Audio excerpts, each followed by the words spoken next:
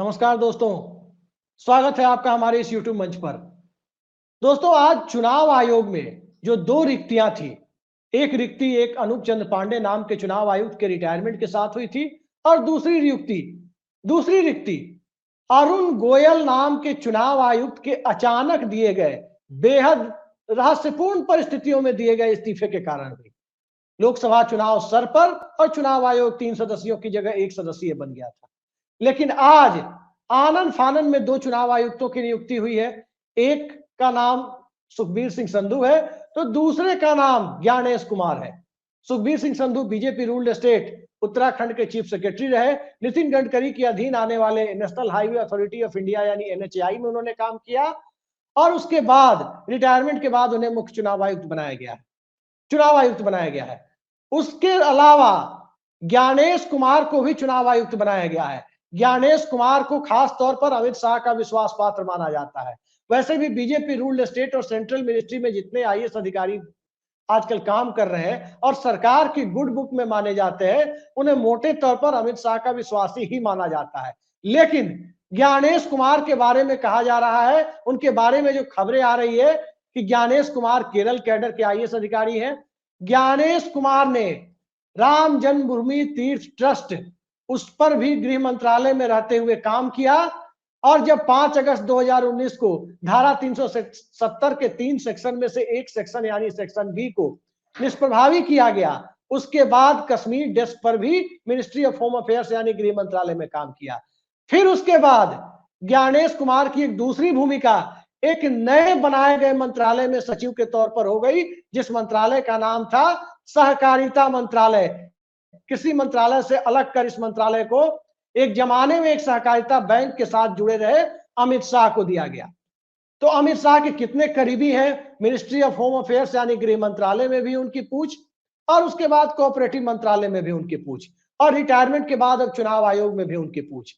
और इन सब के बीच जब कल यानी 15 मार्च को सुनवाई होनी है, सर्वोच्च न्यायालय में सुनवाई होनी है कि चुनाव आयोग की नियुक्ति की प्रक्रिया किस प्रकार से चले, उसके पहले क्या एक दिन इंतजार नहीं किया जा सकता था? इतनी हड़बड़ी किस बात की थी? 15 तारीख का इंतजार भी किया जा सकता था। और इन सारे सवालों पर आज हम चर्चा करने के लिए मौजूद है जाने माने संविधान और की जानकारी रखने वाले इंदौर से हमारे साथ जुड़े हैं संदीप मनुधने जी। संदीप मनुधने जी, बहुत बहुत स्वागत आपका। और आपने दोनों चुनाव आयुक्तों की नियुक्ति की प्रक्रिया को काफी बेहतर ढंग से आज देखा और समझा है कि जिस प्रकार से 212 का सिलेक्शन पैनल मैंने आज तक सुना नहीं होगा। 5500 इंडिया में टोटल आईएएस और प्रमोटी को मिलाकर के कैडर माना जाता है, सबका नाम जोड़ देते, क्या दिक्कत थी? 212 नाम जो अधीर रंजन चौधरी कह रहे हैं कि उन्हें दिखाए गए और 12-14 घंटे पहले ही 212 नाम दिए गए और कहा गया कि इनमें से अपनी पसंद बताइए। अब कोई व्यक्ति 12-14 घंटे में 212 नामों के बीच से कैसे किसी ठीक ठाक आईएएस अधिकारी को अपनी पसंद बता सकता है? और पैनल में जब वो खुद है तो सरकार और पैनल उन 212 के नाम का सिलेक्शन क्यों ना करे, सरकार क्यों करे? ये सवाल एक बड़ा ही मौजूद सवाल आज की तारीख में है। क्या लगता है आपको, कल सुप्रीम कोर्ट की सुनवाई में ये पर्दा उठेगा इन सारी चीजों से? जी, आपने एक अच्छा सवाल पूछा जिस सवाल में ही जवाब छुपा हुआ है। आपने कहा कि कोई व्यक्ति केवल 12 घंटे में 200 से ज्यादा नामों में से 2 नाम कैसे चुन सकता है, उनकी बायो प्रोफाइल्स में से वो ढूंढ के निकालेगा कैसे? यही जवाब भी है कि नहीं कर सकता। और इसीलिए लीडर ऑफ अपोजिशन श्रीमान अधीर रंजन चौधरी, जो कांग्रेस के एमपी हैं पश्चिम बंगाल से, उन्हें यह लिस्ट एकदम लास्ट मोमेंट पे दी गई कि कर के भी वो क्या कर लेंगे। और वही उन्होंने बाद में मीटिंग के बाद, जिसमें प्रधानमंत्री, गृह मंत्री और अधीर रंजन चौधरी थे, ये बात अपने इंटरव्यू में भी कही कि ये तो फोरगॉन कंक्लूजन था, मतलब ये तो पहले से तय था।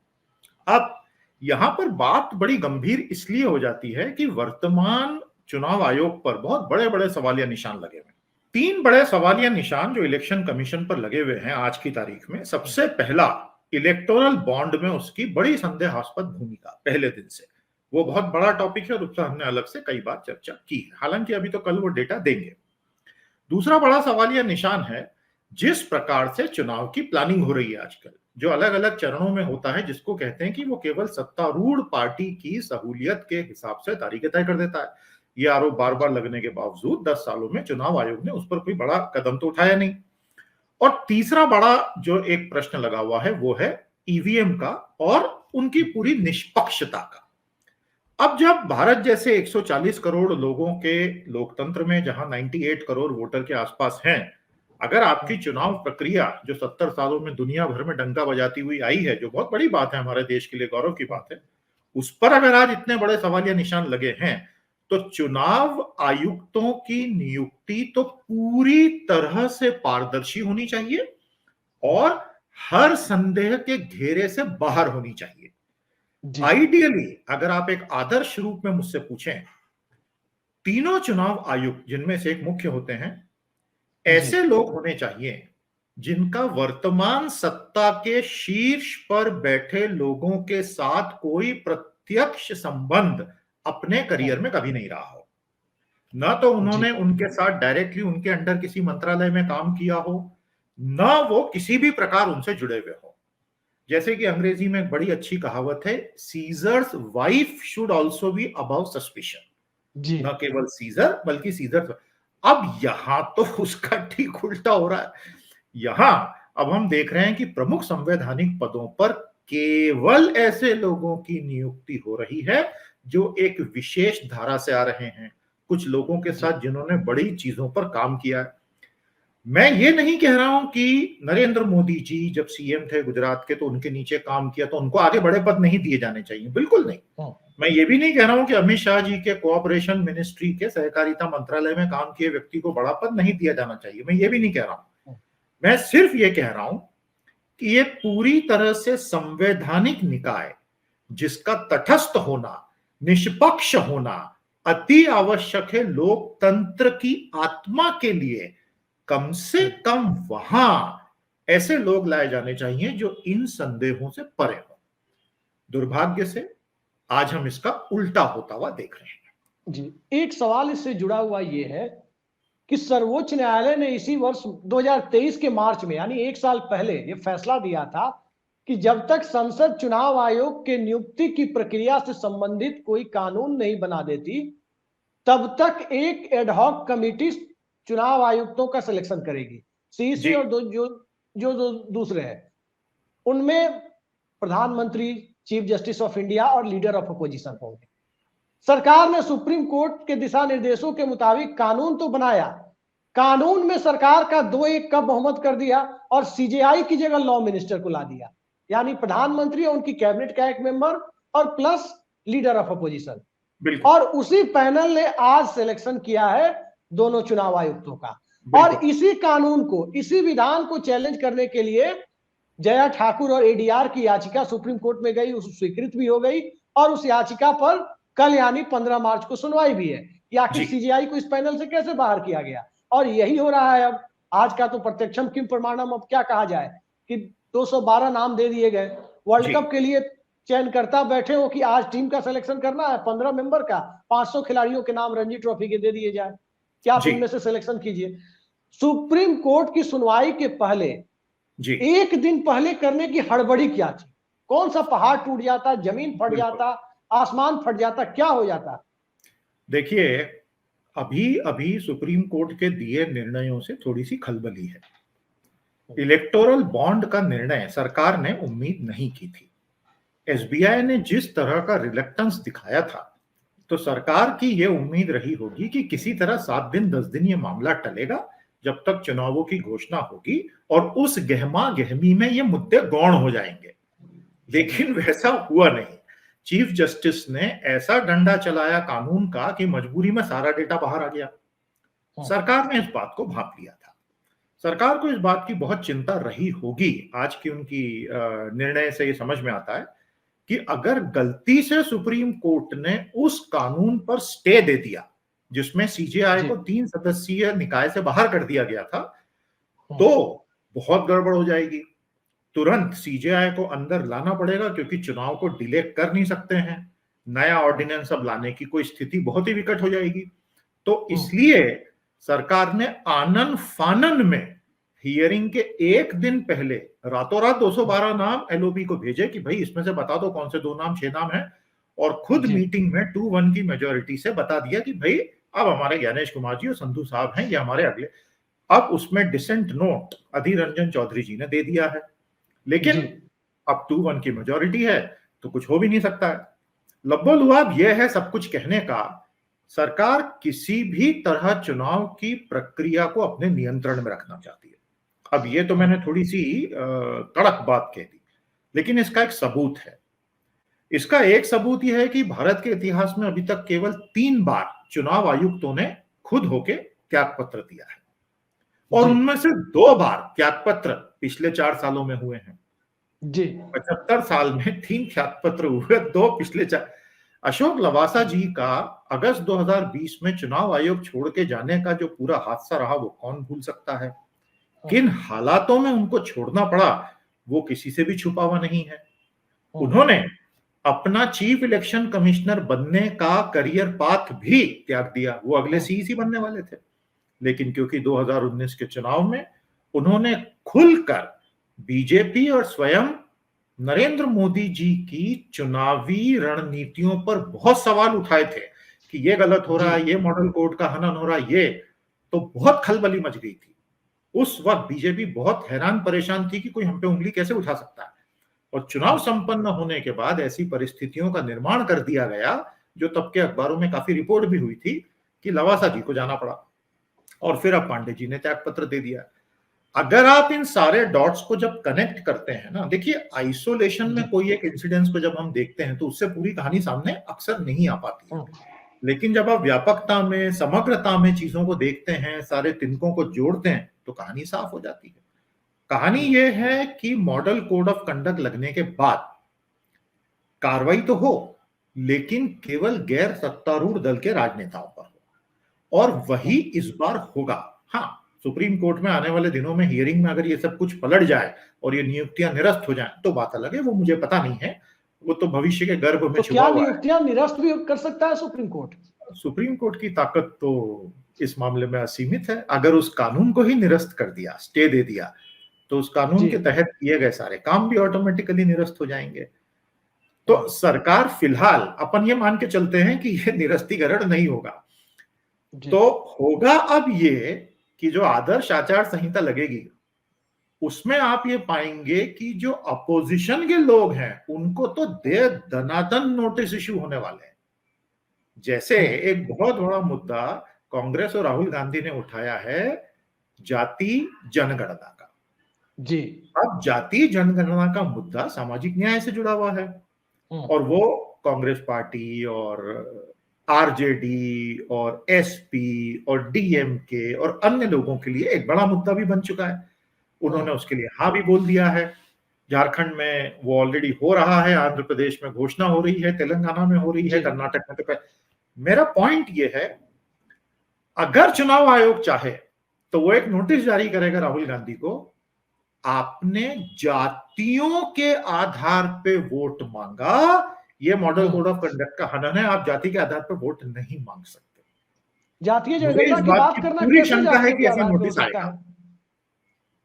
नहीं, जातीय जनगणना की बात करना, उसकी वकालत करना, जातिवाद को बढ़ावा देना कैसे हो गया?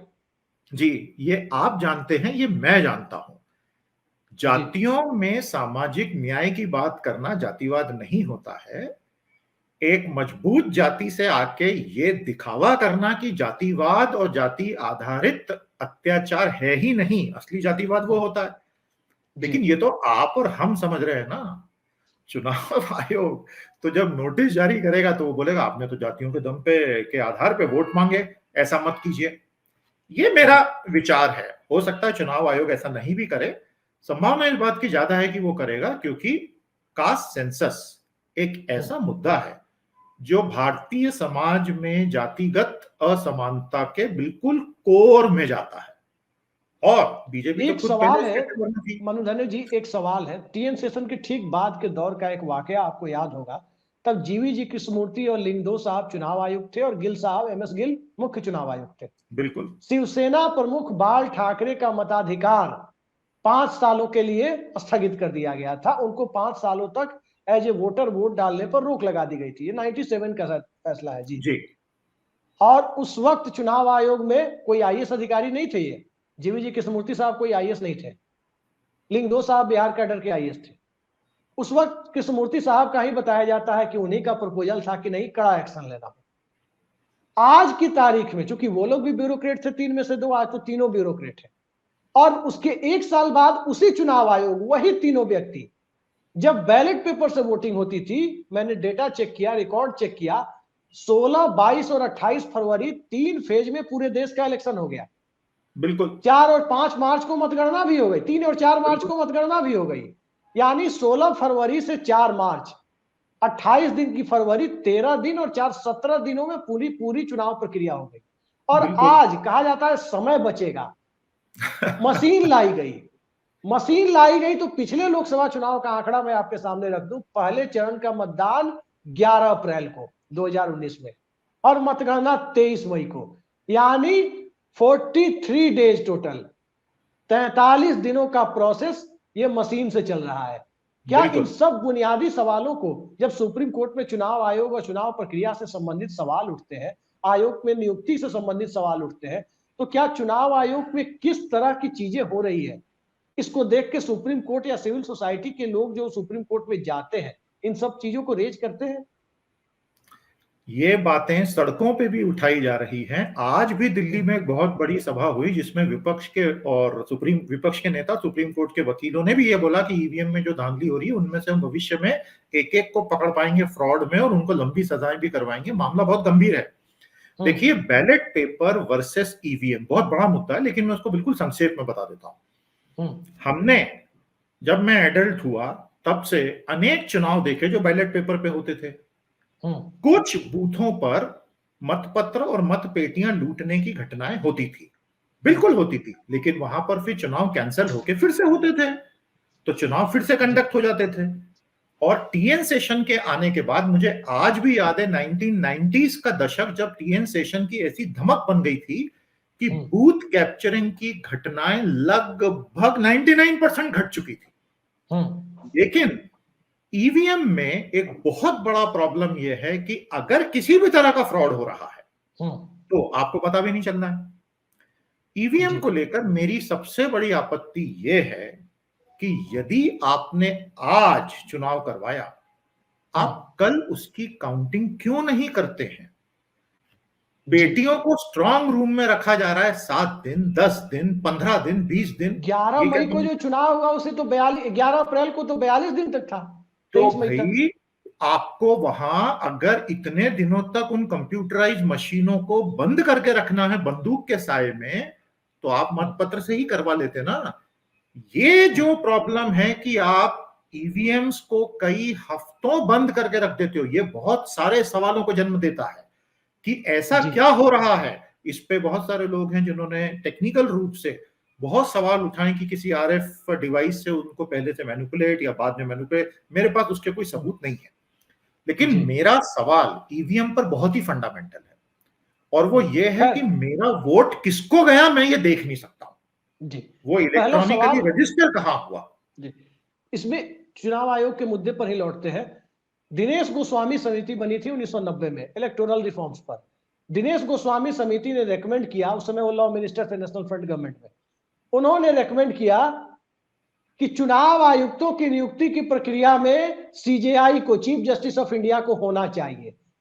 तो इस सरकार ने, दिनेश गोस्वामी समिति तब बनी थी जब भारतीय जनता पार्टी के समर्थन के बूते चल रही थी वो सरकार, बिल्कुल। और इलेक्टोरल रिफॉर्म्स पर एक दौर में लाल कृष्ण आडवाणी एक प्राइवेट मेंबर बिल भी लेकर के आए थे, बिल्कुल, संसद के अंदर।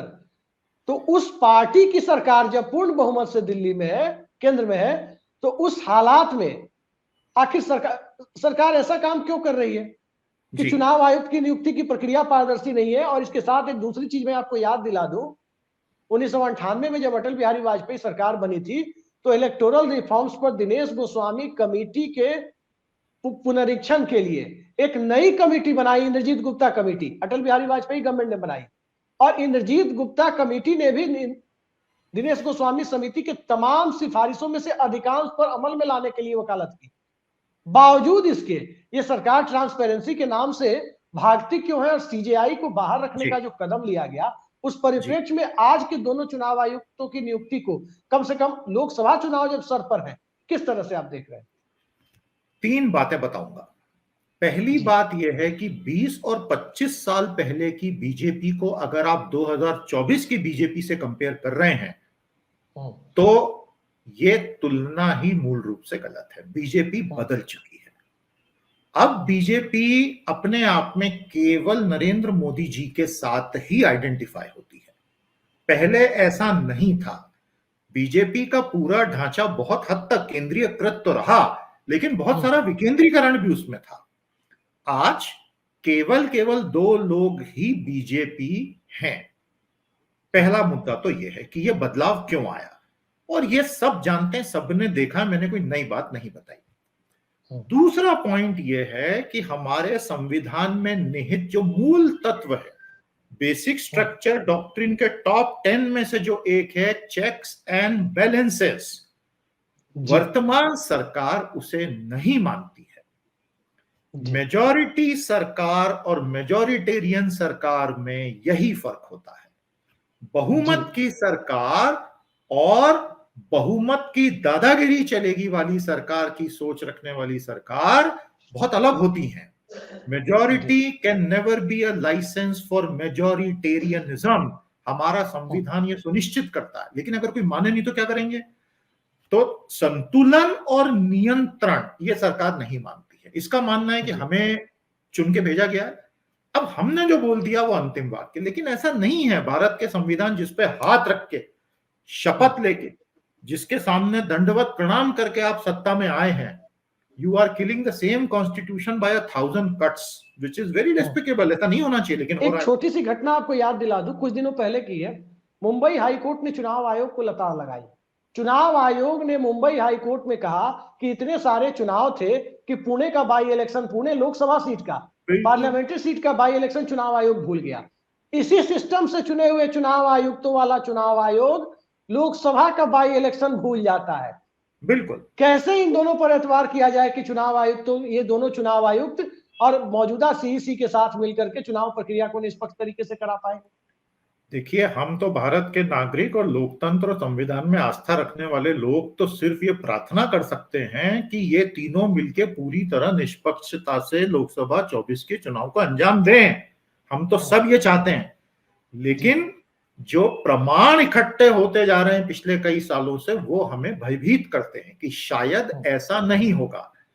बहुत लंबा लंबा एक शेड्यूल घोषित होगा चुनावों का, पहला तो वहीं गड़बड़ हो जाती है। पूरे देश के चुनाव 7 दिन में समाप्त हो जाने चाहिए, ज्यादा से ज्यादा। इतने रिसोर्सेस हैं अब सरकारों के पास, लेकिन वैसा होता नहीं है, ताकि किसी व्यक्ति विशेष को खूब चुनावी सहूलियत मिले। ईवीएम मशीनों की तुरंत काउंटिंग नहीं होती है, ये बहुत बड़ा। जो नोटिसेस जारी होते हैं वो ज्यादातर अपोजिशन के लीडर्स को जाते हैं, और एटलीस्ट कार्रवाई जो होती है वो उन्हीं नोटिसेस पे होती है जो सत्ता पक्ष के लोगों को नहीं गए होते हैं। ऐसी बहुत सारी चीजें हैं जो हमें भयभीत करती हैं कि यहां तो पूरा जो प्लेइंग फील्ड लेवल होना चाहिए वो तो एक तरफ झुक चुका है पूरा, और इसलिए हमारे अपोजिशन के लिए भी चुनौतियां मैनीफोल्ड बढ़ गई हैं। अब इन तीनों चुनाव आयुक्तों को यह सोचना है कि उन्हें किसकी सेवा करनी है, लोकतंत्र की और एक बुनियादी सवाल इसके साथ है या पार्टी विशेष की। संदीप मनुधनी जी, एक बुनियादी सवाल इसके साथ उठता है। ये पिछले लोकसभा चुनाव के दरमियान भी देखा गया, 2014 में भी देखा गया। 14 में नरेंद्र मोदी सत्ता में नहीं थे केंद्र में, 19 में सत्ता में थे। चुनाव करीब आते ही, पहले लोग कहते थे कि 1.5 लोगों के पास ताकत है, आज भी कहते हैं। चुनाव करीब आते ही 1.5 लोगों की परिभाषा बदल जाती है। 1.5 यानी एक ताकत नरेंद्र मोदी की, और कहा जाता है आधी ताकत अमित शाह की। जब चुनाव करीब होते हैं तो एक ताकत चली जाती है अमित शाह के पास, और आधी ताकत कही जाती है कि चुनाव के समय नरेंद्र मोदी अपने हाथ में रखते हैं। ये बात पहले पार्टी के अंदर कही जाती थी पोल प्रिपेयर्डनेस के मामले में, लेकिन अब ये बात इलेक्टोरल मशीनरी के मामले में कही जाए, क्योंकि अमित शाह के साथ काम कर चुका व्यक्ति, जो व्यक्ति बीजेपी का चुनावी मैनेजमेंट भी प्रत्यक्ष या अप्रत्यक्ष रूप से संभालता है, उस व्यक्ति के हाथ में, उस व्यक्ति के साथ काम कर चुका व्यक्ति, स्वाभाविक है उनके ट्रस्टेड थे, तभी वो 370 के बाद जेएनके टेस्ट पर भी डाले गए, राम मंदिर वाले में भी डाले गए, और तभी वो मिनिस्ट्री ऑफ कोऑपरेशन में सेक्रेटरी भी बनाए गए। तो इतने ट्रस्टेड माने जाने वाले व्यक्ति को आखिर क्यों सुप्रीम कोर्ट क्या इस तरह की परिस्थिति को क्राइम और क्राइम के पीछे का मोटिव, जैसे क्रिमिनल जस्टिस सिस्टम में कहा जाता है, ठीक उसी तरह से इंस्टीट्यूशनल फ्रीडम और इंस्टीट्यूशनल फ्रीडम को बनाए रखने या उसे कहीं ना कहीं प्रोहिबिट करने के पीछे का मोटिव क्या भारत के मौजूदा दौर में न्यायालय को समझ में नहीं आता क्या? न्यायालय को समझ में तो आता है, लेकिन उनकी गति बड़ी स्लो है। वो देख भी रहे हैं चीजों को, समझ भी रहे हैं, लेकिन न्यायालयीन प्रक्रियाओं में चीजें इतनी उलझ रही हैं और एक कमिटेड मेजॉरिटी गवर्नमेंट है which only wants its way to prevail. ऐसे में न्यायालय के लिए भी वो डेलिकेट लाइन डिग्निटी की मेंटेन करना बहुत आवश्यक हो जाता है, जिसमें ऐसा नहीं लगे कि न्यायालय देश को चलाने की कोशिश कर रहा है। क्योंकि भारत में राइट विंग का ये प्रोपोगंडा बड़े जोरों पे है कि भाई फिर तो न्यायाधीशों को ही बोल दो देश चलाने। जब भी कोई बहुत तगड़ा निर्णय संविधान सम्मत आता है जो मेजोरिटेरियन इंपल्सेस पे चेक लगाता है, तो आप पाएंगे कि राइट विंग सोशल मीडिया और मेन स्ट्रीम मीडिया में खुल्लम खुल्ला न्यायाधीशों को गालियां दी जाती हैं। ऐसा पहले कभी नहीं होता था। जुडिशियल एक्टिविज्म एक टर्म था और उसको काफी हम लोगों ने भी बहुत क्लासेस में पढ़ा है मीडिया में, कभी भी अपमानजनक तरीके से बात नहीं होती थी। अब तो क्या है कि खुल्लम खुल्ला गालियां दे देते हैं कि ये ऐसा, इनको तो नेता बन जाना चाहिए। वो ऐसा नहीं है, वो संविधान के तहत तो न्यायालय सब कुछ देख रहा है, लेकिन उसके भी हाथ एक लिमिट तक बंधे हैं। मैं ये कहूंगा अभिषेक जी, आप जिन चुनौतियों की तरफ इशारा कर रहे हैं, इनका समाधान पॉलिटिकली ही हो सकता है। इनका समाधान जुडिशियली नहीं होने वाला है। नहीं, बिल्कुल हो सकता है सर। मैं आपको याद दिला दूं, पहले इस देश में जुडिशियरी के जो जजेज होते थे उनका सिलेक्शन सरकार करती थी। नेशनल फ्रंट की गवर्नमेंट बनी, उसके मैनिफेस्टो में था कि वो कॉलेजियम सिस्टम लाएंगे, हाथ खींचेंगे। हाथ खींचने का फैसला वीपी सिंह की सरकार ने किया कि 1 जनवरी 92 से कॉलेजियम सिस्टम लागू होगा। ठीक है, चंद्रशेखर सरकार ने उसको डेफर करके 1 साल आगे कर दिया, 1 जनवरी 93 से कर दिया कॉलेजियम सिस्टम को, जहां तक मेरी जानकारी अगर सही है तो। बाकी आपको ज्यादा याद होगा क्योंकि आप टीचिंग की फील्ड में है तो बेहतर बता पाएंगे इस पर। उस वक्त जिस प्रकार से सरकार ने जुडिशियरी से हाथ खींच लिया अपॉइंटमेंट से, क्या आज की तारीख में चुनाव आयोग और सीएजी जैसी संस्थाओं के की नियुक्ति से सरकार हाथ क्यों नहीं खींच रही है? इस तरह की ट्रांसपेरेंसी क्यों नहीं है? देखिए, जजेस की नियुक्ति का मामला हमेशा हर देश में बहुत सेंसिटिव रहता है। अगर पहले सरकार जजेस को अपॉइंट करती थी तो उसका यह मतलब कतई नहीं निकाला जाना चाहिए कि वो जजेस कमिटेड जुडिशरी का हिस्सा ऑटोमेटिकली बन जाते थे। ऐसा बिल्कुल नहीं था, सिवाय 1970 के दशक के कुछ वर्षों के, उसके अलावा ऐसा कभी नहीं हुआ। उस वक्त कमिटेड जुडिशरी ये बड़ा अपमानजनक टर्म आ गया था, जैसे कमिटेड ब्यूरोक्रेसी। लेकिन 90% हमारे जो तगड़े संविधान सम्मत लैंडमार्क जजमेंट्स आए हैं सुप्रीम कोर्ट से और कॉन्स्टिट्यूशनल कोर्ट से, हाई कोर्ट से, वो उन्हीं जजेस ने दिए थे जिनको सरकारों ने नियुक्त किया था। ये तो सरकार की नीयत पे डिपेंड करता है ना कि वो चाहती क्या है उन जजेस से। और भारत की एक खुशकिस्मती रही कि 1950 और 60 के दशक में जो कल्चर ऑफ डेमोक्रेसी क्रिएट हुआ, उसमें न्यायपालिका को बहुत स्वतंत्रता मिली और इसीलिए ये देश खड़ा भी हो पाया। आप समझिए इस बात को। कॉलेजियम व्यवस्था जो 3 जजेस केसेस से निकली थी, उसमें बेसिकली उनका यही कहना था कि ये बेसिक स्ट्रक्चर डॉक्ट्रिन में इंडिपेंडेंस ऑफ जुडिशरी के तहत एक अविभाज्य अंग माना जाएगा, बीएसटी का, बेसिक स्ट्रक्चर डॉक्ट्रिन का। उसको नरेंद्र मोदी जी ने यूपीए की ही तर्ज पर एनजेएसी के जरिए हटाने की कोशिश की, जिसको जस्टिस खेहर की बेंच ने 2015-16 में पूरी तरह से खारिज करके बोला कि चीफ जस्टिस की सुप्रीमसी को एनजेएसी खत्म करता है। तो फिर से कॉलेजियम आ गया, कॉन्स्टिट्यूशनल अमेंडमेंट जो टोटली रिक्वेस्ट कर दिया गया, बाकी पार्शियली कभी-कभार खत्म। तो कहने का मतलब यह है कि कॉलेजियम व्यवस्था आलोचनाओं से परे नहीं है। हमारी जुडिशरी में डाइवर्सिटी की कमी है, भाई भतीजावाद है, मैं ये सब मानता हूं, तो फैक्ट्स बताते हैं। लेकिन सरकार नियुक्त करे, जब कोई सरकार इंडिपेंडेंस ऑफ जुडिशरी और चेक्स एंड बैलेंसेस का सम्मान करती हो तो खतरा बहुत कम रहता है। लेकिन अगर कोई सरकार सारी संस्थाओं को मैं अपने हिसाब से चलाऊंगा का माइंडसेट लेके काम करती है, तो जजेस की नियुक्ति का मामला भी उतना अधिक संवेदनशील हो जाता है। और ये हमने पिछले कुछ दिनों में कुछ मामलों में देखा है। कई लोगों को जो बेल ही नहीं मिल रही 5-5 साल से, जिनका ट्रायल शुरू नहीं हो रहा है। पहले कहते थे bail is the rule and jail is the exception, अब बोलते हैं कि bail is the exception and jail is the rule. तो बहुत कुछ गलत भी हुआ है, लेकिन मोटे तौर पर 75 साल में जुडिशरी ने संविधान की लाज रखी है, ये हमको नहीं भूलना चाहिए। लेकिन आज संदीप जी, जी एक आखिरी सवाल हम आपसे लेना चाहेंगे, संक्षेप में जवाब चाहेंगे जी। इस चुनाव आयोग में जिसमें chief election commissioner Rajiv Kumar है और 2 आज सुखबीर सिंह संधू और एक अमित शाह के साथ लंबे समय तक उनके मंत्रालयों में काम कर चुके ज्ञानेश कुमार है, तो ज्ञानेश कुमार और बाकी दोनों लोगों के रहते हुए मौजूदा दौर में आगामी लोकसभा चुनाव को, जिसमें आज ही आप देख रहे हैं दिग्विजय सिंह कुछ बोल रहे हैं, ईवीएम पर सवाल उठ रहा है, तमाम तरह के एनजीओ और सिविल सोसाइटी के लोग लगे हुए हैं, इस दौर में जब स्टेट ऑफ एक्सट्रीम कंफ्यूजन की स्थिति कम से कम समाज के पढ़े लिखे लोगों के बीच बनती जा रही है चुनाव प्रक्रिया को लेकर, इस चुनाव आयोग से आगामी लोकसभा चुनाव को कितना स्वतंत्र और निष्पक्ष, जो एक तकिया कलाम है ना कि स्वतंत्र और निष्पक्ष तरीके से चुनाव कराना, तो स्वतंत्र और निष्पक्ष तरीके से आप कितना इस चुनाव को होते हुए देख रहे हैं? आपने संक्षेप में जवाब मांगा है तो मैं सिर्फ एक शेर के जरिए ही कह पाऊंगा जी। हजारों ख्वाहिशें ऐसी कि हर ख्वाहिश पे दम निकले, बहुत निकले मेरे अरमान लेकिन फिर भी कम निकले। जी। मैं इससे ज्यादा कुछ भी कहूंगा तो इनमें से किसी की अवमानना भी हो सकती है, इसलिए मुझे यहीं रुक जाने दीजिए। बिल्कुल आपने सही कहा, क्योंकि देश में आशंकाएं हैं और मनुष्य संदेहवादी होता है, होना भी चाहिए। चुनाव आयोग की ताकत का एक छोटा सा उदाहरण मैं अपने दर्शकों के सामने रखते हुए इस कार्यक्रम को खत्म करूंगा कि देश लोकसभा चुनाव चल रहा था, पूरा देश चुनाव में डूबा हुआ था, लोकतंत्र के इस महापर्व में, और 21 मई 91 को 4 चरणों में होने वाले लोकसभा चुनाव में 2 चरण जब हो चुके थे, तब 21 मई 1991 को राजीव गांधी की निर्मम ढंग से उनकी जान चली गई। और उसके बाद की परिस्थिति में प्रधानमंत्री की इच्छा के खिलाफ जाकर जिन प्रधानमंत्री ने टीएन शेषन को अपॉइंट किया था चंद्रशेखर सरकार ने, उन्हीं की इच्छा के खिलाफ जाकर टीएन शेषन ने 3 सप्ताह के लिए इस देश के बचे हुए चरणों के दोनों फेज के चुनाव 3 सप्ताह के लिए टाल दिए थे।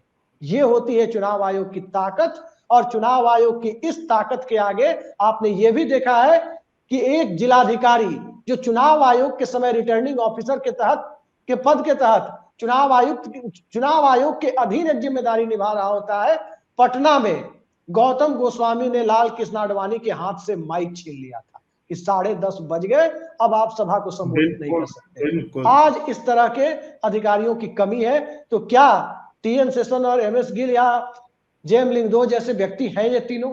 देखना बाकी है, और किस प्रकार से काम करते हैं ये भी देखना बाकी है। और कल सुप्रीम कोर्ट में किस प्रकार से नियुक्तियों की वैधता को, प्रक्रिया को चुनौती देने वाली जो याचिका है, उस पर सर्वोच्च न्यायालय क्या करता है? क्या कोई मॉनिटर अपॉइंट करेगा? और मॉनिटर अपॉइंट करने की प्रक्रिया क्या ये रखी जाएगी एक मांग के तौर पर न्यायालय में कि चुनाव आयोग की मॉनिटरिंग कोई केजे राव जैसा व्यक्ति करे और सुप्रीम कोर्ट उस व्यक्ति की नियुक्ति करे? ये भी देखा जाना है। अमित शाह के साथ काम कर चुके व्यक्ति मुख्य चुनाव आयुक्त बना दिए गए, भाजपा शासित राज्यों वाले काडर से आने वाले दूसरे व्यक्ति मुख्य चुनाव आयुक्त बना दिए गए, और पहले से राजीव कुमार साहब हैं। तो देखते हैं क्या होता है। जो भी होगा, कल सर्वोच्च न्यायालय पर हमारी नजर बनी रहेगी। संदीप मनुधने जी, कोई बड़ा निर्णय आया तो कल भी हम आपको अपने दर्शकों से रूबरू कराएंगे। बहुत बहुत धन्यवाद आज की इस बेहद सार्थक परिचर्चा में जुड़ने के लिए। नमस्कार।